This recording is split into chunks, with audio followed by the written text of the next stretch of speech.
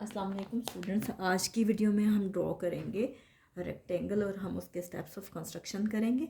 तो आप देखिए कि जब भी रेक्टेंगल ड्रॉ करने को आपसे कहें तो रेक्टेंगल आपके पास वो होता है कि जिसकी टू साइड्स यानी अपोजिट साइड्स जो हैं वो इक्वल होती हैं।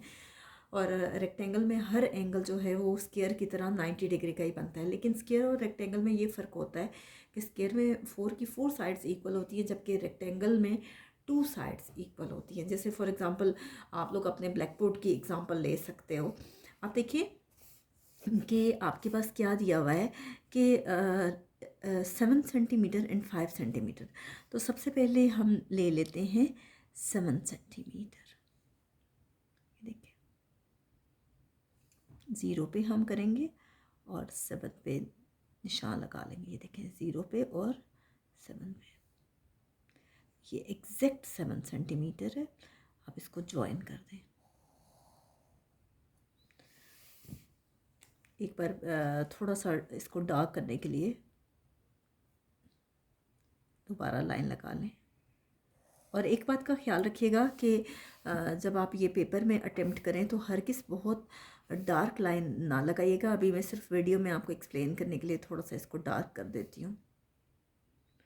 आप देखिए आपके पास इसके स्टेप्स ऑफ कंस्ट्रक्शन में क्या होगा कि हमने क्या किया, एक लाइन सेगमेंट ड्रॉ की और लाइन सेगमेंट की जो लेंथ है वो कितनी है 7 centimetre. Draw a line segment, एक लाइन सेगमेंट हमने ड्रॉ की है और उसकी लेंथ कितनी है ए बी, जो कि कितनी है 7 सेंटीमीटर। इस तरह से जैसे हमने स्क्वायर में किया था कि हमने ए पे 90 डिग्री लिया था और इसी तरह से बी पे 90 डिग्री, तो वही हम करेंगे कि हम पॉइंट ए पे रखेंगे अपने प्रोटेक्टर को।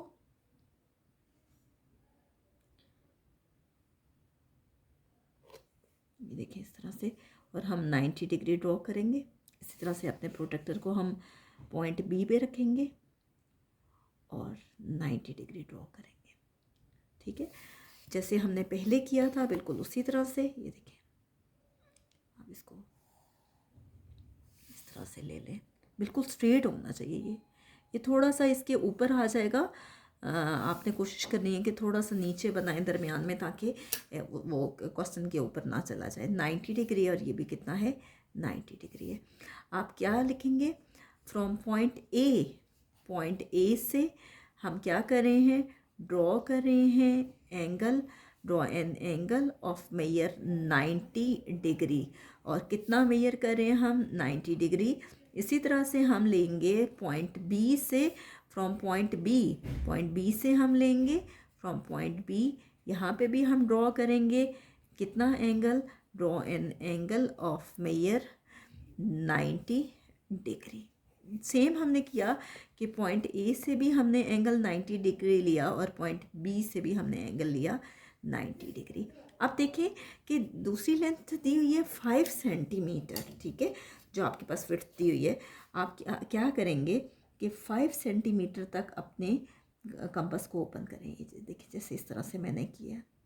ठीक है, ये देख लें, मैं आपको दिखा भी देती हूँ। अभी मैं फ़िलहाल लगा नहीं रही, सिर्फ मैं आपको समझा रही हूँ कि 0 से लेके कहाँ तक ओपन कर लें इसको, 5 तक। आप देखिए इतना करने के बाद आप क्या करें, ये देखिए पॉइंट ए पे मैंने रखा और आपने 5 सेंटीमीटर इसको ओपन कर दिया। जितनी आपको देंगे ना, जितने भी सेंटीमीटर वो आपको कहेंगे आपने उतना ही लेना है। ठीक है, तो ये हमने कितना ले लिया 5 सेंटीमीटर। ये कितना ले लिया 5 सेंटीमीटर। ठीक है, इस पॉइंट को आप नाम दे दें सी का, इस पॉइंट को नाम दे दें डी का।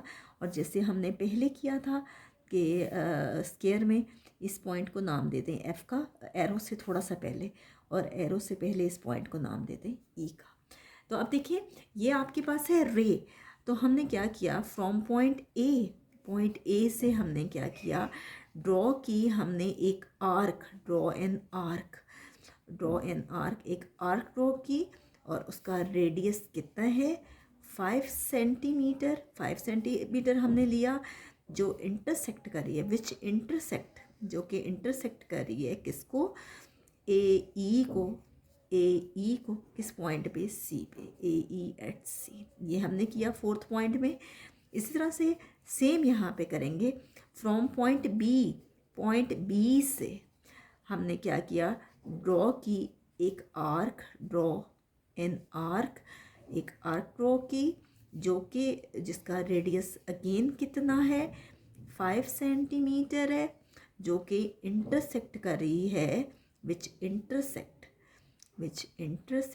जो इंटरसेक्ट कर रही है बी एफ को किस पॉइंट पे, पॉइंट डी पे, एट पॉइंट डी। अब देखिए आप क्या करेंगे नेक्स्ट, सी को डी से मिला दें, ये देखिए इस तरह से जॉइन सी टू डी। तो आप देखिए ए बी सी डी आपके पास क्या बन गया, join C to D, A B C D आपके पास रिक्वायर्ड रेक्टेंगल है, A B C D is the required rectangle. आप बहुत से क्वेश्चन जब आप करेंगे रेक्टेंगल के तो उसमें लेंथ और विड्थ डिफरेंट होगी। सपोज़ यहाँ 7.5 है, हो सकता है यहाँ 6.4 हो, तो उस सूरत में ए बी 6 सेंटीमीटर आएगा और यहाँ पे जो रेडियस आप लेंगे अगर ये 4 दिया है तो ये 4 आएगा। तो डिपेंड करता है कि वो क्वेश्चन में क्या देते हैं, उस हिसाब से आपको लेना होता है। रेक्टेंगल में अपोजिट साइड्स इक्वल होती हैं, अगर ये 7 है तो ये भी 7 सेंटीमीटर होगा, अगर ये 5 है तो ये भी 5 होगा।